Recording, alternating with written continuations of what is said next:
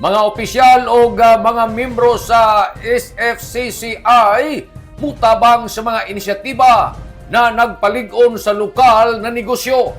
Ang kalambuan ng lokal na ekonomiya dili ra kon na trabaho sa kagamanan kundi isa ka paningkamot nga tagtutukan sa kooperasyon tali sa publiko sa non-pribado na sektor. Amo na mainiton gajud ang pagdawat ni Provincial Governor Lyndon Barbers ngadto sa mga opisyal ng Surigao Filipino-Chinese Chamber of Commerce Incorporated kon SFCCCI sa ila pagbisita ngadto sa ida opisina niadto nga Hulyo 24 ning tuig 2025. Gipanguluhan ni Presidente Charles L. Gosinco ila formal na taga-paila-ila ang bag-o na hanay ng mga opisyal sa nagpadayag sa ilang bugos na suporta sa mga programa sa lokal na kagamhanan. Ila sabat nagpakita ang interes sa kadasig sa pagtabang sa mga inisyatiba na mapalig-on sa lokal na negosyo.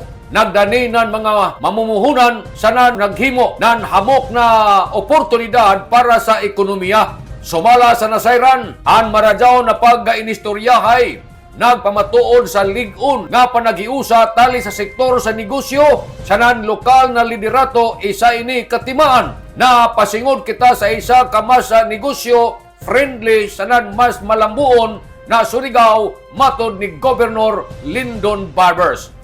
Gikan diri sa Kapitolyo, ini si Maric Nurse Marconsim Vlogs, Mario Conales Mulan, mulaong salamat, maradyaw na adlaw, natong tanan.